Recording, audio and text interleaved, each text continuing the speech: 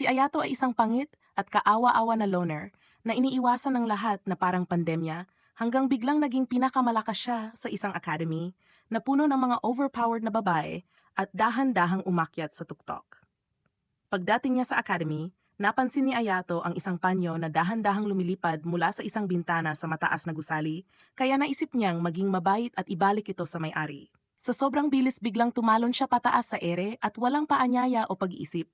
Sumugod ang nakakadiring tanga sa loob ng kwarto sa bintana. Doon nakilala niya ang isang babaeng si Ulyss na halos walang saplot maliban sa kanyang plot armor. Sa kaba, bigla siyang humingi ng tawad dahil naging isang insensitibong gago siya. Pero biglang sinunggaban ni Ulyss ang panyo at galit na sinabi na mas mahalaga pa ang panyo kaysa sa walang silbi niyang buhay. Matapos ang mga brutal na salita, binanatan siya ni Ulyss palabas ng kwarto dahil sa pagiging bastos na creep. Pero masuwerte si Ayato at nakaligtas mula sa atake ng baliw na babae.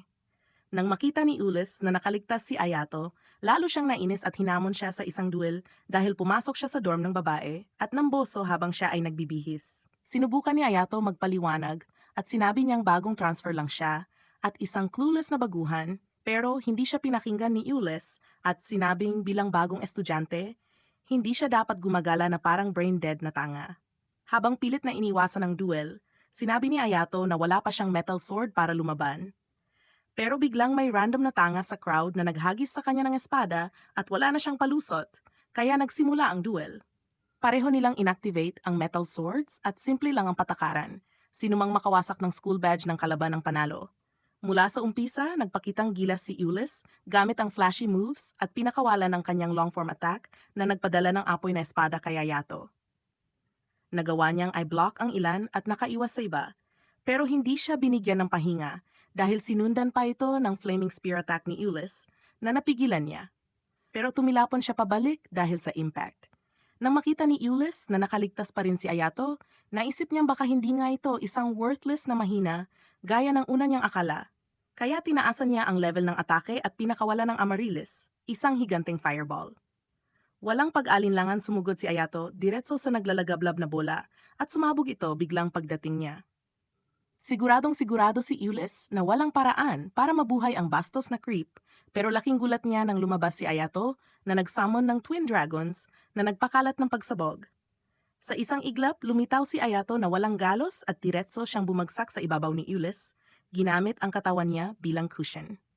Natulala si Ulyss nang makitang nasa ibabaw niya ang creep, pero biglang napansin niyang ginawa iyon ni Ayato para iligtas siya mula sa isang blazing arrow na papunta sa kanya.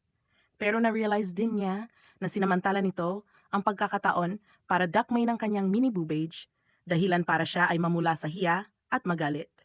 Biglang dumating si Claudia, ang blonde na student council president, at pinahinto ang duel. Nainis si Ulyss na naputol ang laban, pero ipinaliwanag ni Claudia na hindi pa tapos ni Ayato ang kanyang transfer process at hindi pa siya opisyal na estudyante, kaya hindi siya pwedeng makipag-duel.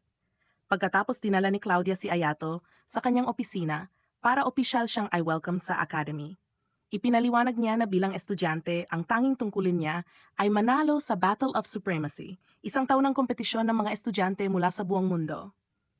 Sinabi din niya na matagal nang hindi na nanalo ang academy at hiniling niya kay Ayato na manalo dito.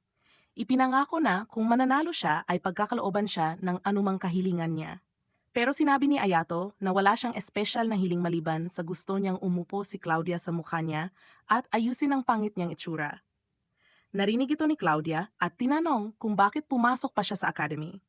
Ipinaliwanag ni Ayato na bukod sa pag-aayos ng pangit niyang mukha, ang tunay niyang layunin ay hanapin ang kanyang nakatandang kapatid na si Haruka na minsan ding nag-aral sa paaralan.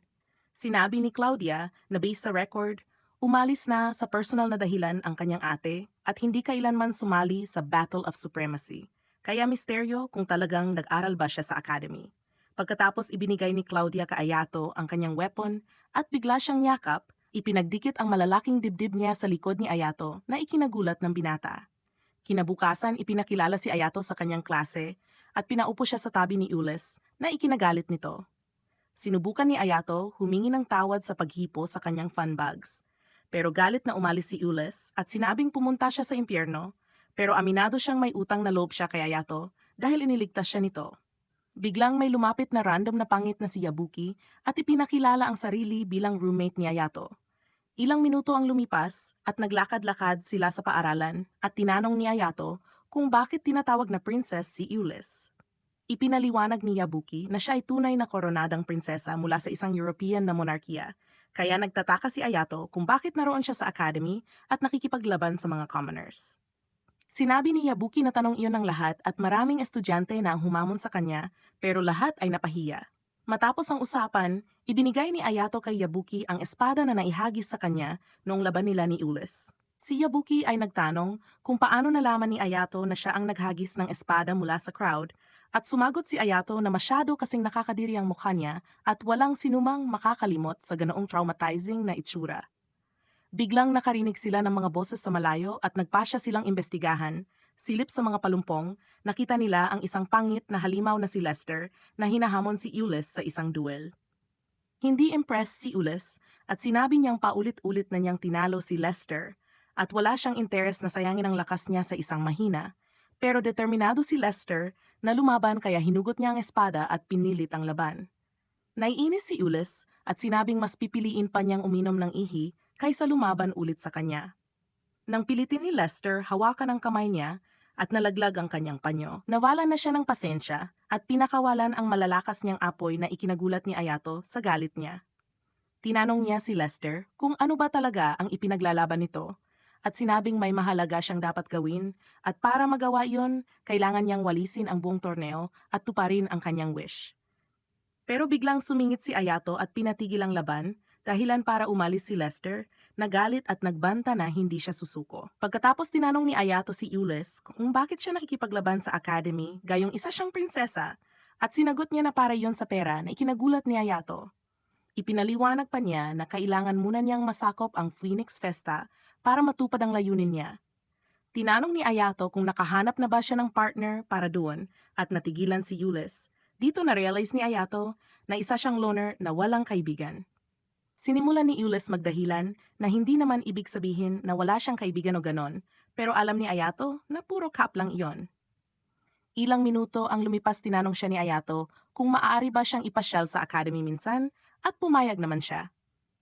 Kinaumagahan nagising si Ayato mula sa isang panaginip kung saan nakita niya ang ate niyang si Haruka na sinasaway siya dahil ginamit niya ang kanyang kapangyarihan para lumaban sa mga bully. Ipinaalala niya kay Ayato na bata pa siya at hindi pa panahon para gamitin ang kanyang kamangha-manghang kapangyarihan at para sa ngayon siya muna ang poprotekta sa kanya. Pagbalik sa klase, biglang nakasalubong ni Ayato ang kanyang kaibigang kababata na si Saya at nagulat na makita siya sa academy. Sinabi niya na akala niya ay nagpunta ito overseas kasama ng kanyang ama, sabay biro na kahit lumipas ang 6 na taon, hindi pa rin nagbago si Saya, nanatili pa rin siyang flat na parang chopping board. Kinahapunan nilapitan si Ayato ni Ulyss para tuparin ang kanyang pangako dahil iniligtas siya nito mula sa Fire Arrow kaya kailangan niya itong ipasyal sa academy bilang kapalit. Pero biglang sumingit si Saya at iginit na siya ang dapat mag-tour kay Ayato. Agad silang nagbangayan at nag-away kung sino ang magtuturo kay Ayato sa paligid. Sa gitna ng away nila biglang dumating si Claudia, hinawakan ang kamay ni Ayato at biglang kiniilig ang gago sa 40 pagkakataon sa isang araw. Sinabi ni Claudia na dahil nagtatalo sila kung sino ang magiging tour guide ni Ayato, siya na lang daw ang gagawa nito. Naiinis sina Ulyss at Saya at sinabi sa kanya na mag-behave at umurong.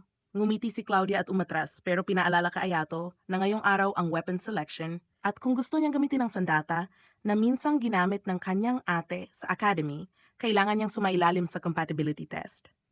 Ilang minuto ang lumipas nagkaayos sina Ulyss at Saya at sabay nilang inilibot si Ayato sa paaralan. Sa isang break, habang kumuha si Ayato ng inumin, biglang inatake ang 2 babae ng 2 maskaradong assassin nagpapakawala ng mga palaso ng apoy. Agad nagpakawala si Ulyss ng flame spear pero na-deflect ito samantalang si Saya ay binago ang kanyang weapon sa grenade launcher at pinasabog ang mga assassin gamit ang sunod-sunod na laser shots na lubusang nagpasabog sa kanila at sinunog ang lupa. Nasira rin ang fountain, kaya nabasa sila at nang bumalik si Ayato, nagulat siyang makita ang paligid na wasak at ang mga babae ay basa. Nag-isip kung ano ang nangyari dahil hindi naman sapat ang itsura niya para mabasa sila. Pero nabigla si Ulyss nang mapansin niyang nakalantad ang kanyang plot armor habang si Saya ay hindi apektado dahil flat siya at wala namang itago. Kinabukasan pumunta si Ayato kay Claudia para sa compatibility test ng sandata ng kanyang ate. Pagdating nila sa lab kung saan nakaimbak ang makapangyarihang weapon ng kanyang ate, nakasalubong nila si Lester na umaasang makuha rin ang weapon ni Haruka.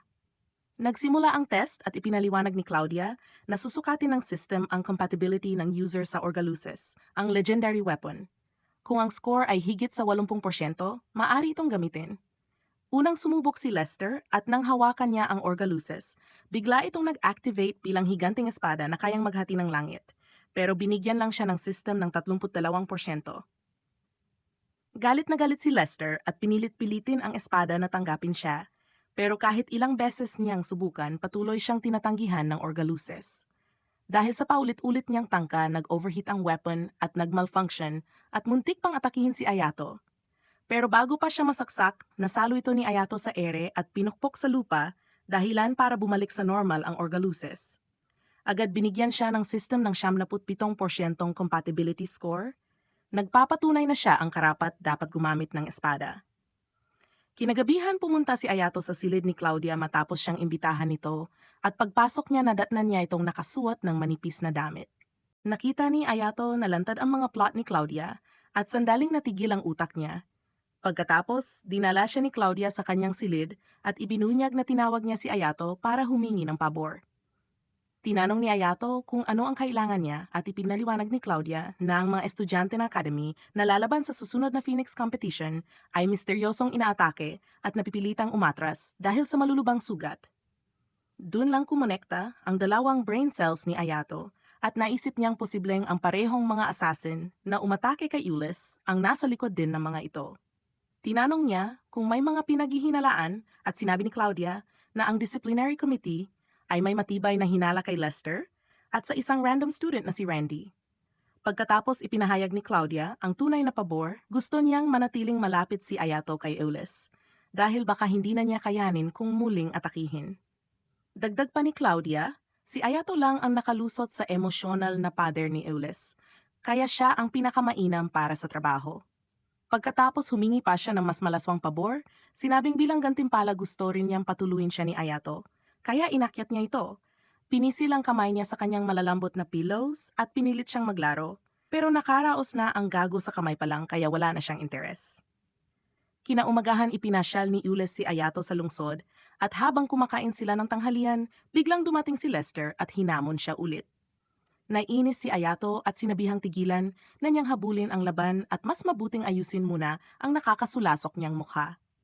Dahil sa komento na galit si Lester, hinablot ang kwelyo ni Ayato at ibinagsak ang kanyang sandata sa lupa. Pero pinakalma siya ng mga tauhan niya na paalala na bawal lumaban sa labas ng opisyal na match. Pag-uwi ni na Ayato at Ulyss, nadaanan nila ang mga siga na nagbububugan sa kalsada. Naramdaman ni Ulyss na tila bitag ito at tama nga, biglang may nagpaputok ng palaso ng apoy sa kanila. Sumugod si Ulyss at mabilis na pinabagsak ang mga siga. Hinawakan niya ang isang may mohawk at tinanong kung sino ang nag-utos sa kanila. Kinabahan ng siga at itinuro ang isang nakamaskarang lalaki na siyang nagbayad para atakihin siya. Agad silang naghabulan ni Ayato hanggang sa gubat at doon sila inambush ng 3 assassin na nagpaputok ng mga palaso ng apoy. Isa sa mga palaso ang dumaplis kay Ayato at napunit ang damit niya kaya bahagya siyang nasugatan. Nang gabing iyon, inimbitahan ni Ulyss si Ayato sa kanyang silid at pagkadating niya biglang sinabihan siyang hubarin ang kanyang damit. Nagulat at nag-alinlangan si Ayato dahil akala niya may malaswang balak si Ulyss, pero agad itong nagpaliwanag na gusto lang niyang tahiin ang punit na damit niya. Nakahinga ng maluwag si Ayato at iniabot ang kanyang damit. Habang tinatahi ito, napansin niya ang isang larawan ni Ulyss kasama ang mga bata sa isang ampunan. Nahihiya niyang ipinaliwanag na noong bata pa siya, palihim siyang lumalabas ng palasyo para maglaro at isang gabi ay inatake siya ng mga siga pero iniligtas siya ng mga bata mula sa ampunan. Simula noon itinuring na niya silang pamilya at madalas silang naglalaro. Ibinunyag din ni Ulyss na pumapasok siya sa academy para makapag-ipon ng pera para sa ampunan dahil sa burokrasya ng kaharian at panghihimasok ng panlabas na gobyerno. Hindi siya makakuha ng pondo para sa mga proyekto, kaya ang tanging paraan ay manalo sa kompetisyon. Ipinakita rin niya kay Ayato ang kanyang panyo na pinakamahalagang alaala dahil regalo ito ng mga bata sa kanya, Bawat isa ay nagtahi ng parte nito para sa kanyang kaarawan. Kinabukasan sa klase nakita ni Ayato si Ules na nagbabasa ng liham. Nagtanong siya kung ano iyon, pero sinabi ni Ules na huwag siyang makialam at agad umalis, sabay sabing may mga hindi pa natatapos. Pagkatapos ipinaalam ni Ayato kay Claudia ang liham at ang biglang pag-alis ni Ules.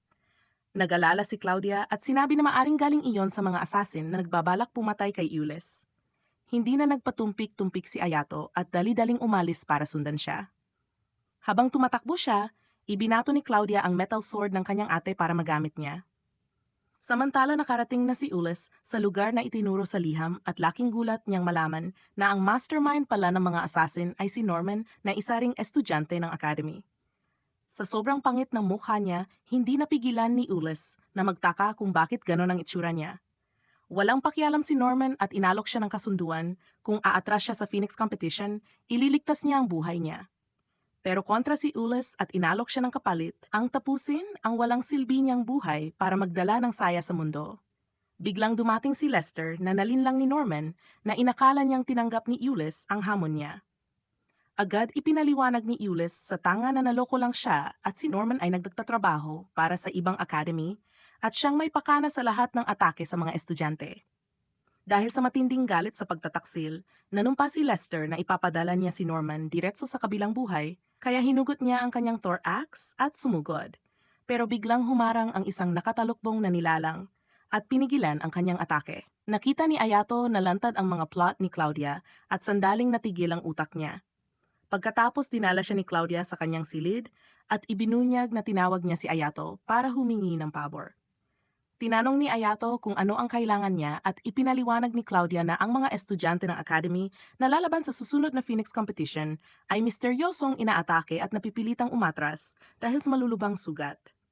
Doon lang kumonekta ang dalawang brain cells ni Ayato at naisip niyang posibleng ang parehong mga assassin na umatake kay Ules ang nasa likod din ng mga ito. Tinanong niya kung may mga pinaghihinalaan at sinabi ni Claudia na ang disciplinary committee ay may matibay na hinala kay Lester at sa isang random student na si Randy. Pagkatapos ipinahayag ni Claudia ang tunay na pabor, gusto niyang manatiling malapit si Ayato kay Ules dahil baka hindi na niya kayanin kung muling atakihin. Dagdag pa ni Claudia, si Ayato lang ang nakalusot sa emosyonal na pader ni Ules, kaya siya ang pinakamainam para sa trabaho.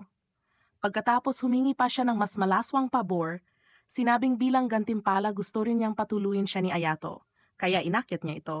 Pinisil ang kamay niya sa kanyang malalambot na pillows at pinilit siyang maglaro, pero nakaraos na ang gago sa kamay pa lang, kaya wala na siyang interes.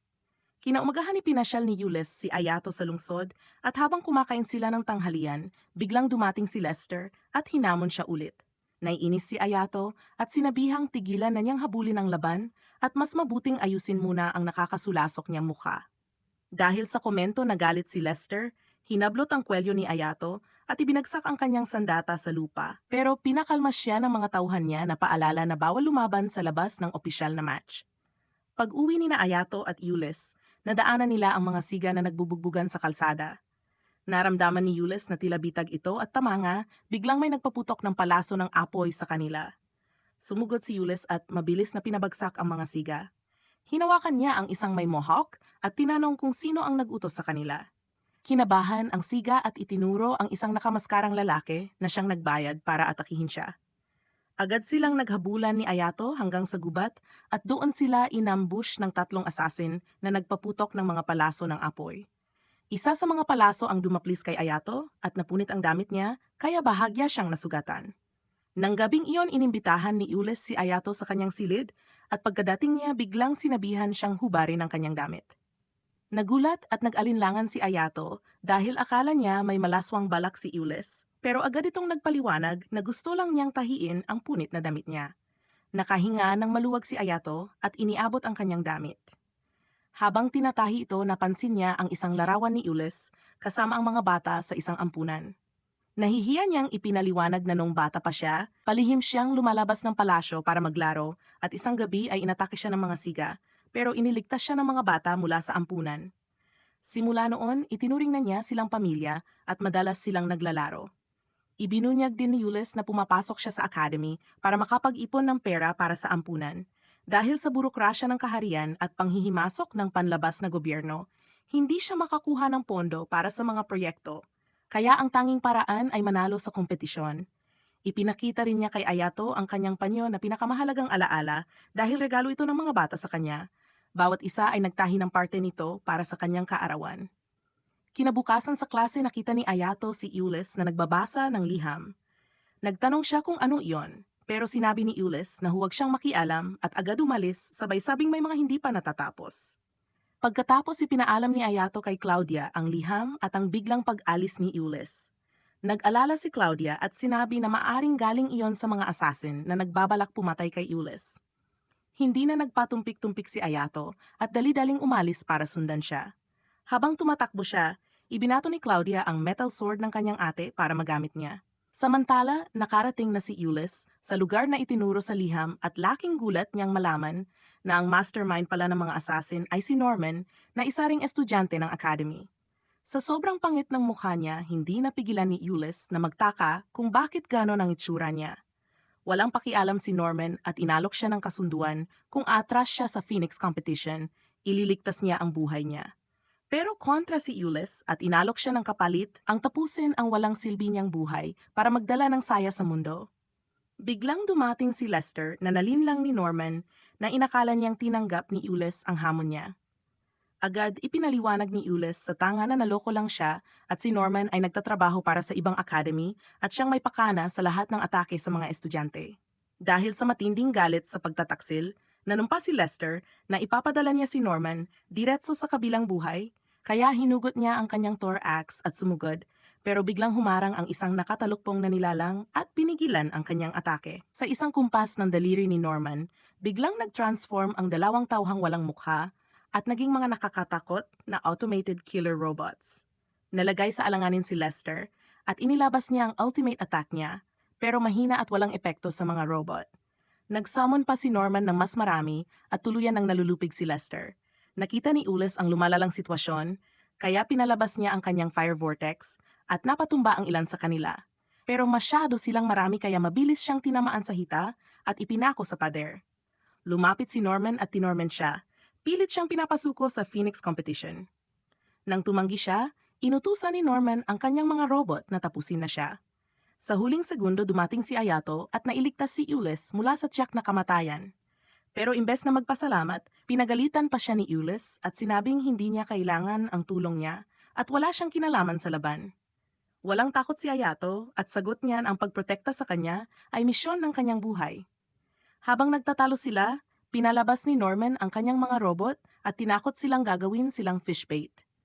Nagbukas ng apoy ang mga robot pero ginamit ni Ayato ang kanyang kamangha-manghang kakayahan at pinira-piraso silang parang mantikilya. Naiwan si Norman na tulala. Sa sobrang kaba inilabas ni Norman ang ultimate weapon niya, isang higanteng robot na may nag-aapoy na pulang mata at naglunsad ng sunod-sunod na missiles. Madali itong naiwasan ni Ayato habang buhat-buhat si Ulyss at agad siyang lumaban pabalik. Sa kanyang bilis tinatad niya ang mga natitirang robot na parang repolyo. Iniwan si Norman na labis na nagulat. Sa huling desperadong hakbang, pinakawalan niya ang dambuhalang robot na parang baliw na unggoy ang pagsugod, pero gamit ang kanyang makapangyarihang metal sword, tumpak na pinira-piraso ni Ayato ang katawan nito. Nang maramdaman ni Norman na malapit na siyang matalo, sumampa siya sa mas maliit na robot at nagtangkang tumakas sa himpapawid. Pero tumangging palayain siya ni Ulyss, kaya pinalabas niya ang kanyang neon wings at magkasama silang hinabol ni Ayato. Naabutan nila si Norman at gamit ang kanyang espada sinira ni Ayato ang robot na ginagamit nitong panglipad. Dahilan, para mahulog siya mula sa langit at bumagsak sa lupa. Biglang sumakit ng matindi ang ulo ni Ayato, napasigaw siya at nasilang kanyang kapangyarihan, nakadena siya at nawalan ng malay. Noon pa man binalutan na ng kanyang eharuka ang kanyang napakalakas na abilidad ng isang spell para limitahan ang paggamit nito dahil sa sobrang delikado. Paggising niya, nakita niya ang sarili niya nakahiga sa hita ni Ulyss sa ilalim ng malalaking dibdib nito, kaya nahirapan siyang kumalma. Mabilis siyang tumayo pero kunwari inosente si Ulyss at ibinalik ang ulo niya sa parehong posisyon. Nahihiya siyang tinanong ni Ayato kung maari ba siyang maging partner niya para sa Phoenix competition. Nabigla si Ulyss, namula ang pisngi at biglang kinilig parang may sira sa ulo. Samantala si Norman, desperadong tumatakas, na corner ni Claudia at walang pag-aalinlangan siyang tinuhog ng espada at tinapos ang salot na ito.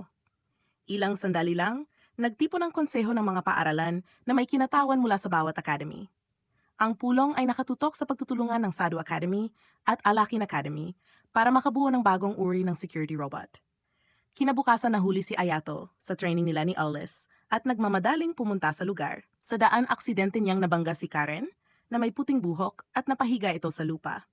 Habang tinitingnan niya kung nasaktan ito, sandali siyang napatitig sa kapansin-pansing features ng dalaga, pero bumalik siya agad sa katinuan nang tawagin ng tiyo ni Karen ang pangalan nito. Pagkatapos nagpatuloy si Ayato at Ulis sa kanilang ensayo para sa Phoenix competition na isang buwan na lang. Kahit rigorous ang training, nadidismaya si Ulis dahil kahit kailan hindi pa niya natalo si Ayato. Binanggit niyang kahit 3 minuto lang kayang ilabas ni Ayato ang buong lakas niya bago umandar ang spell ng kanyang ate. Tiyak pa rin ang panalo nila. Pero pinayuhan niya si Ayato na huwag munang ipakita ang kanyang abilidad hanggang magsimula ang kompetisyon. Biglang dumating si Saya at Lester at nagsimula na namang magbangayan si Saya at Ulis tungkol kay Ayato. Dumating si Claudia kasama ang dalawang kinatawan ng Alicant Academy, sina Camila at Ernesta, para tapusin ang kasunduan. Si Ernesta, na siyang nagdisenyo ng mga robot na umatake kina Ayato at Ulis, ay nag-flirt kay Ayato kaya nagngit-ngit si Ulis at Saya. Nang maghiwa-hiwalay sila, hinawakan ni Saya ang kamay ni Ayato at nagpahayag na sasali siya sa Phoenix competition at gusto niyang siya ang maging partner. Agad namang sumingit si Ulis at kumapit kay Ayato at idineklarang siya ang partner niya at hindi niya ito ipapasa. Makalipas ang ilang oras, papunta sa klase kasama si Yabuki, nasaksihan ni Ayato ang tiyo ni Karen, isang lalaki na may mukhang pang-inidoro at katawakang bigote, na paulit-ulit na sinasampal si Karen. Hindi kinaya ni Ayato ang eksena, kaya agad siyang nakialam. Hinawakan ni Ayato ang mga kamay ng tiyo at nakiusap na tigilan na ang pagiging malupit na tagapag-alaga. Nagpakilala ang lalaki bilang Kochiro at hinamon si Ayato sa isang duelo laban kay Karen kung gusto niyang tumigil siya sa pananakit. Wala nang ibang pagpipilian si Ayato, kaya pumayag siya at nagsimula ang laban. Kahit anong pilit natalo si Ayato dahil sa limitasyon ng kanyang kapangyarihan, nabasag ang badge niya at tumilapon siya sa lupa. Si Ulis na nanonood ay agad lumapit at sinermonan siya sa pagsuway sa kanyang utos na huwag sumali sa duelo bago ang Phoenix competition. Nagulat din siya na pinili nitong labanan ang top-ranked student ng academy at ibinunyag kay Ayato na si Karen ang pinakamagaling na mandirigma ng paaralan. Pagkaraan ay ipinakita ni Ulis ang pagkadismaya niya dahil nabigo si Ayato na talunin si Karen. Umaasa sana siyang siya ang tatalo rito. Ipinaliwanag niya na sina Karen at Claudia ang pinakamataasang ranggo at kung gusto nilang gumawa ng malaking epekto sa Phoenix competition, kailangan nilang baguhin ang kanilang estratehiya lalo't na ipakita na ang mga kapangyarihan ni Ayato sa duelo. Kinagabihan nakipagkita si Ayato kay Claudia sa poolside para palitan ang kanyang emblem, pero agad siyang na-distract sa figura nito at inisip kung pwede siyang lumanggoy sa kanyang karagatan. Habang pauwi si Ayato, nakasalubong niya ang mga estudyanteng tagahanga ni Karen. Lumapit si Karen at nagpasalamat sa kanya sa pagprotekta mula sa pang-abuso ng kanyang tiyo at sinabi niyang labis siyang natuwa. Naglakad sila pauwi na nagdulot ng pagkailang kay Karen at sa pag-uusapin namin niya ang paghanga niya sa Japanese swordsmanship at yun lang ang talento niya. Maliban dito, pakiramdam niya isa siyang walang silbing manika. Nakiusap siya kay Ayato na mag-ensayo silang dalawa dahil mula nang sumali siya sa academy ay mag-isa lang siyang nagtra-training. Pumayag si Ayato at inanyayahan siyang sumama sa kanyang morning training sessions.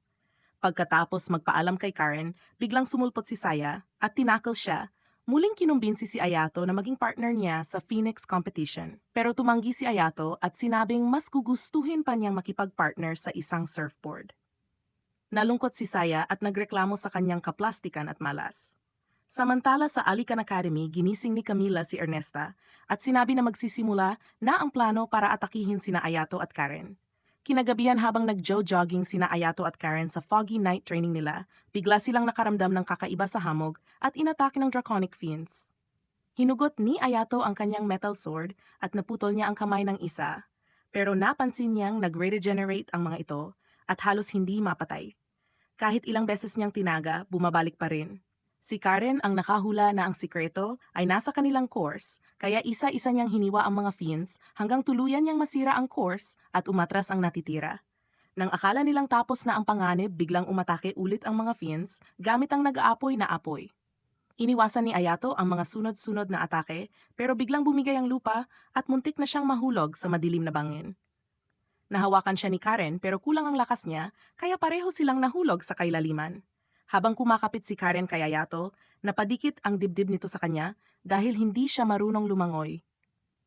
Biglang lumitaw ang isang higanteng halimaw at umatake, pero na-activate ni Ayato ang kanyang laxes at na-block ito.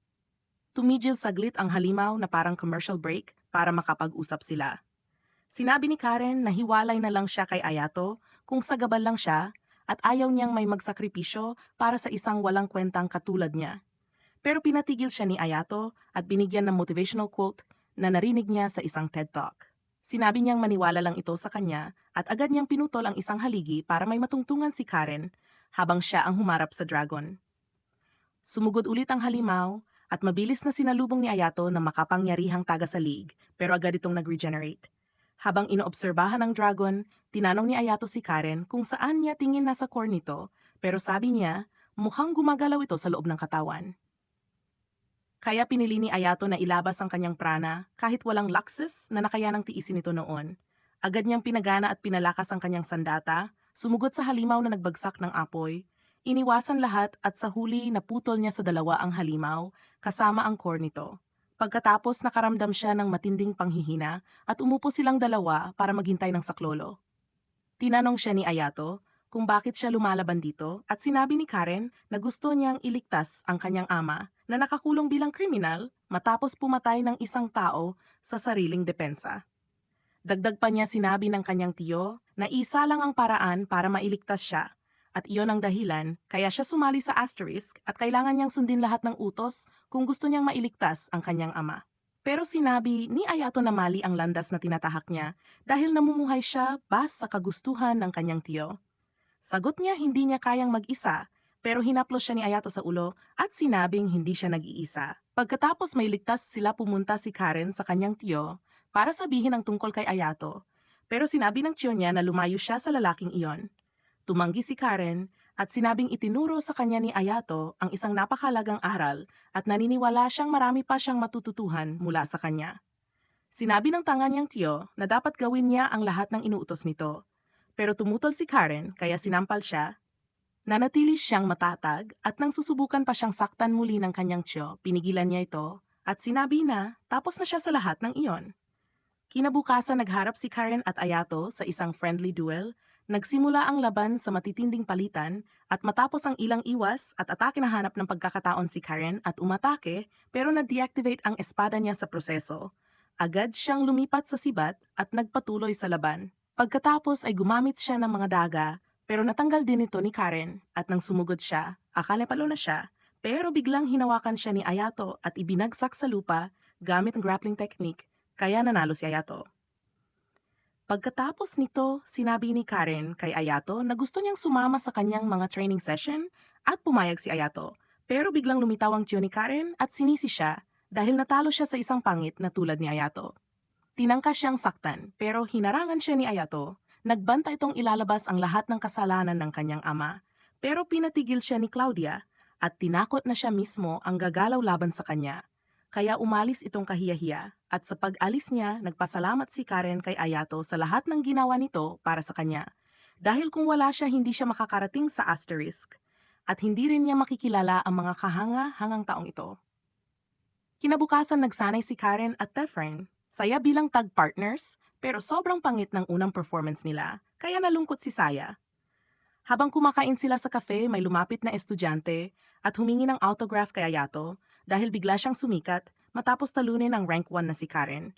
Pero ipinakita ni Ules na agad na ibinenta ng estudyanteng iyon ang autograph online at nagulat si Ayato nang ma-realize na gusto lang nila siyang gawing merchandise.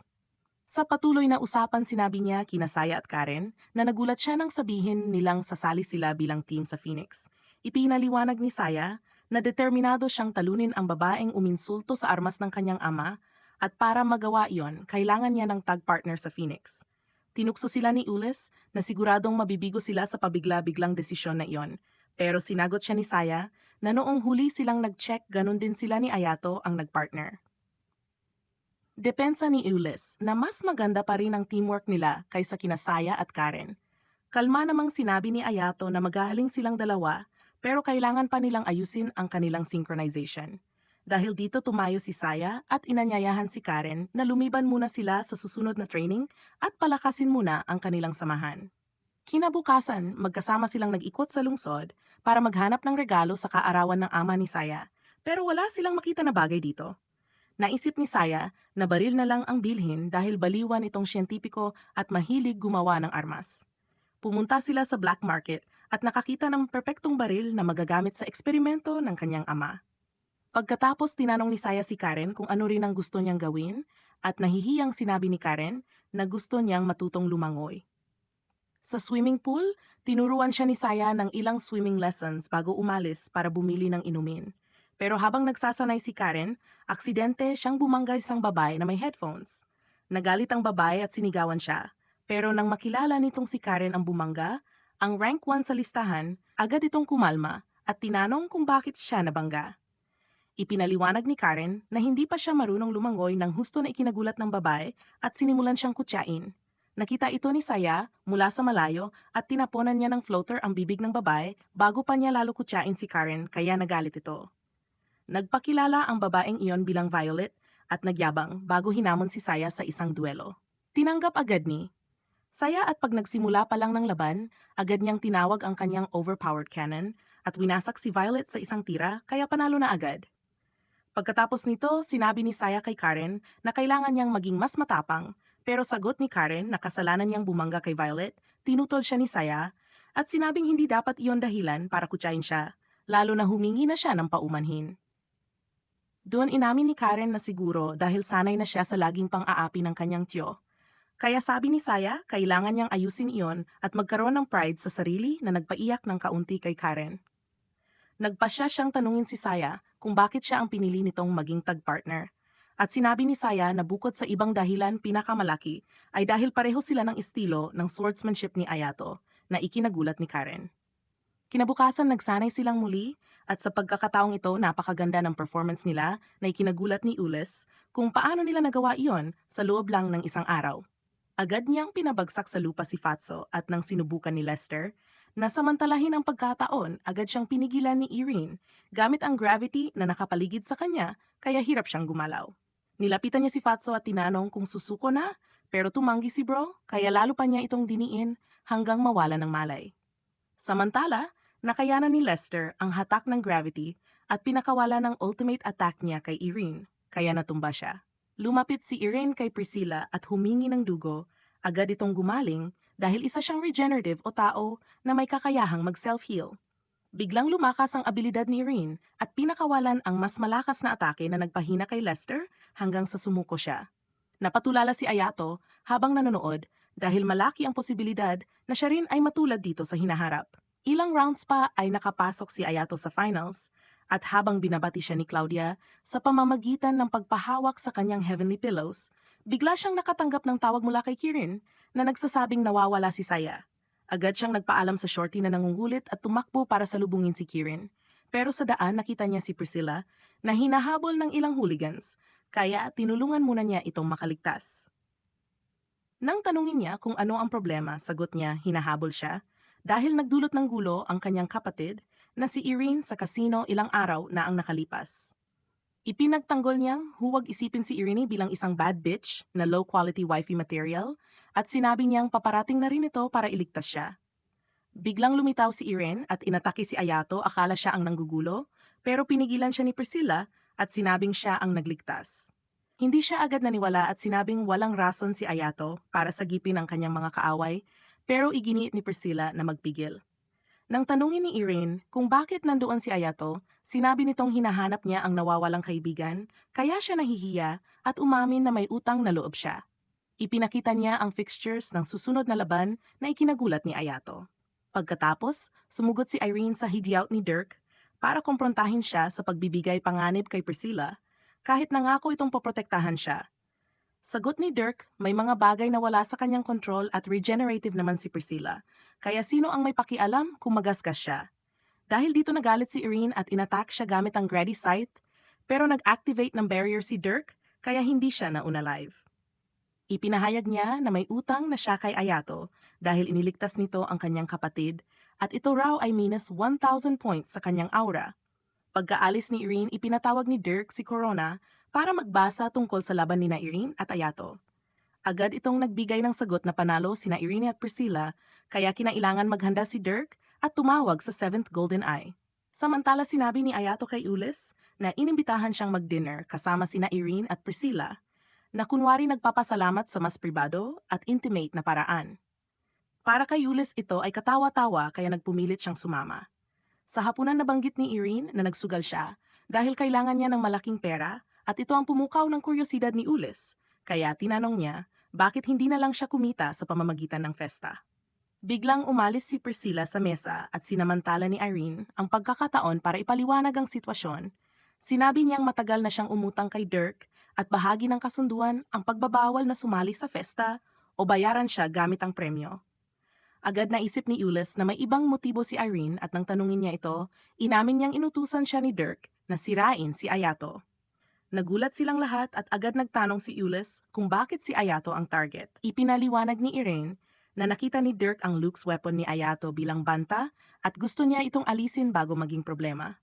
Dagdag pa niya malamang, nakita na niya noon ang isang taong gumamit ng parehong uri ng Orgalux at nang marinig ito, biglang nagbalik ang ilang alaala kay Ayato.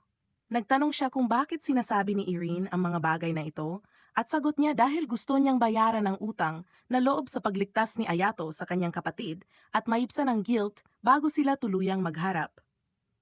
Pagkatapos ng pagkain, inihatid sila ni Priscilla palabas at sinabi niyang masaya siyang suportahan ng kanyang kapatid dahil lumalaban si Irene para sa kanya. Pero, umamin din siyang nagiging ibang tao ito kapag hawak ang kanyang looks, kaya natatakot siya. Kinagabihan nagpunta si Ayato kay Claudia para itanong ang panganib ng looks ni Rin, pero pagdating niya natutulog ito at nang subukan niyang gisingin, bigla siyang inatake ni Claudia na parang sinapyan ni Freddy. Halos hindi siya makaiwas sa mga atake hanggang sa magising ito at humingi ng tawad, pero sagot ni Ayato, huwag mag-alala dahil kasalanan niyang pumasok habang natutulog siya. Nagtanong si Ayato kung anong iyon at sagot ni Claudia handa siyang sabihin ang totoo, pero sa kondisyon na sumali siya sa kanyang team para sa nalalapit na Grips Festa at pumayag si Ayato. Claudia inamin na mabigat ang kapalit ng paggamit niya ng kanyang Orgalux dahil kailangan niyang maranasan muli ang sarili niyang kamatayan paulit-ulit. Sa katunayan, higit 1,200 beses na niyang naranasan ito mula nang una niyang gamitin ang sandata at ito'y lubos na ikinabahala ni Ayato. Pero kahit nag-alala siya tiniyak ni Claudia na kaya niyang dalhin ito. Inilipat ni Ayato ang usapan patungkol sa Orgalux ni Irene at ipinaliwanag ni Claudia na mapanganib ito dahil kayang manipulahin ang isipan ng gumagamit. Samantala, sa kabilang dako si Irene ay nakatayo sa ilalim ng liwanag ng buwan na parang wala sa sarili habang napapaligiran ng mga bangkay ng mga tambay na nangharas kay Priscilla. Kinabukasan bago magsimula ang laban nagmungkahi si Ayato ng bagong estratehiya kay Ulis at pumayag ito basta mas malaki ang tsansa nilang manalo. Nagsimula ang laban at dramatikong inalis ni Ayato ang kanyang seal na parang Power Rangers. Agad nagpakawala si Ulis ng mga fire disc pero madali lang itong na-deflect ni Irene at kaya pa rin niyang harangin ang atake ni Ayato. Matapos ang ilang palitan ng atake, umatras si Irene at napansin ang paparating na mga fireball mula kay Ulis. Kaya gumanti siya gamit ang gravity spheres na agad nag-neutralize sa atake. Na-impress siya sa kanilang teamwork at inamin na mahusay ang kanilang koordinasyon. Sinubukan niyang ikulong si Ayato gamit ang gravity, pero naagapan siya ni Ulis at nakailag si Ayato. Agad na tinarget ni Ulis si Priscilla, pero pinrotektahan ito ni Irene at gumawa ng barrier bago muling uminom ng pulang juice mula sa kapatid para makabawi ng lakas. Nang lapitan niya si Ayato, biglang bumagsak si Priscilla kaya tinanong ni Ayato kung gusto pa ba nitong patuloy na magsakripisyo ng dugo para sa kapatid niyang parang baliw. Pero malamig ang sagot ni Irene na huwag siyang makialam sabay atake muli. Nablock ni Ayato ang kanyang strike bago muling sumabak si Ulis. Maya-maya napagtanto ni Irene na ang plano pala nila ay sirain ang kanyang weapon. Kaya nagpakawala siya ng gravity spheres, pero mabilis itong pinagpuputol ni Ayato at tinulak siya sa trap ni Ules na nagpa-explode sa paligid niya. Pero laking gulat nila nang makita na protektado pala siya ng sariling gravity spheres. Biglang napansin nilang tuluyan ng kinokontrol ng Orgalux ang kanyang isipan at lumapit siya kay Priscilla para muling sumipsip ng dugo pero halos maubos na ito ng 5 litro. Agad naisip ni Ayato na kailangan nilang gumawa ng aksyon bago tuluyang maeskabe ng kapatid. Pero nang lumapit sila tinapon sila palayo ng isang malakas na gravity blast.